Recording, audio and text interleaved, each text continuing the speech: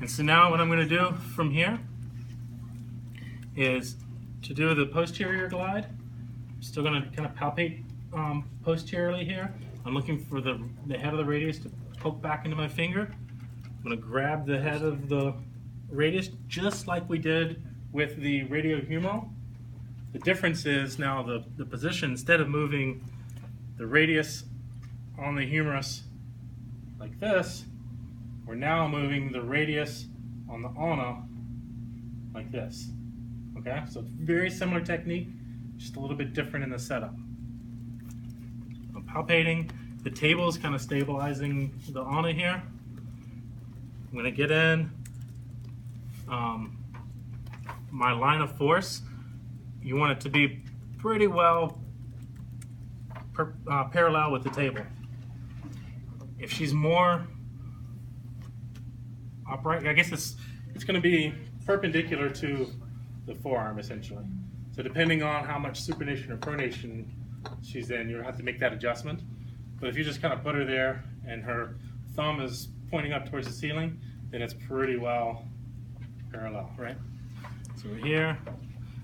She's back a little bit, so I'm going to be going in this direction, holding everything in, lock and rock, posterior glide, and then lean back for that anterior glide. Okay? Pushing through the thumb. Yeah, and again, and that statement has come up a couple of times, like pushing through the thumb. And so you're right, and conceptually, I understand what you're saying, and you're right. But I want you to really, I caution against that terminology, because you're not pushing through your thumb. You're grabbing the bone. You're becoming one with the bone. You and the bone are moving together. It's your whole grip that is moving the bone. But I meant like yes, your thumb is the contact. kind of the point. Yeah.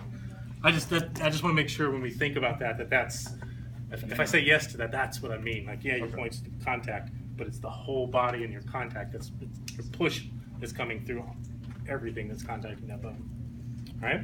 So pretty easy for the radio-ulnar. So get your arm up there. Come slide forward just a little bit.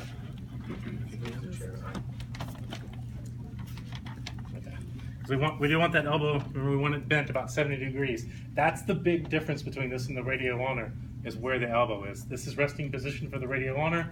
This is resting position for the radio-humeral. So we're here. Palpate the radio. I'm still kind of palpating the radio-humeral joint. I'm still essentially feeling where's the radius moving relative to the humerus, because the humerus and the ulna are now, they're stuck on the table. Here, get in line, and then just a very little lock and rock. And then for an anterior,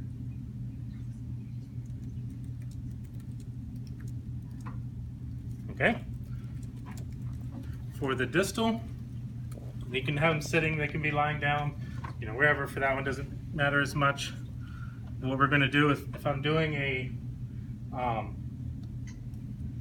a glide for supination, which we have a stable ulna here, right? The radius moves around the ulna. What's the surface of the radius? Concave. Good. So if I'm rotating into supination, my roll is going in this direction, so where's my glide? Same direction. Same direction, good. Posterior glide for supination, and then an anterior glide for pronation. So for supination, I'm going to be here, palpating over the joint line. Just palpate over the joint line here. Keep the ulna stable. Radius moves on a stable ulna. Palpate joint line, glide radius. All right. Stable ulna, palpate joint line, depending on the position I'm in. So if she's in here, right, my glide has to go essentially perpendicular to the forearm. So I'm going to be here in the glide.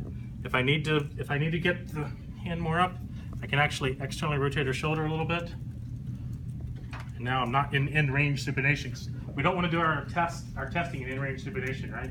That's in range position. Why would you test there? Our testing position is into a little bit of supination. So if we start out with her neutral, a little bit of supination, externally rotate her shoulder. Now this is still neutral, but I can push more down towards the table. Stabilize the ulna. Grab down to the bone no further. Forearms in line. Lock and rock. Posterior glide for. Posterior glide for. I heard both. Which one is it? There you go. Good. All right. Same thing for pronation. Now I'm going to internally rotate her shoulder. Lock, stabilize the ulna. Grab the radius. Forearm in line. Squeeze down to the bone no further. Lock and rock. Anterior. Okay? All right.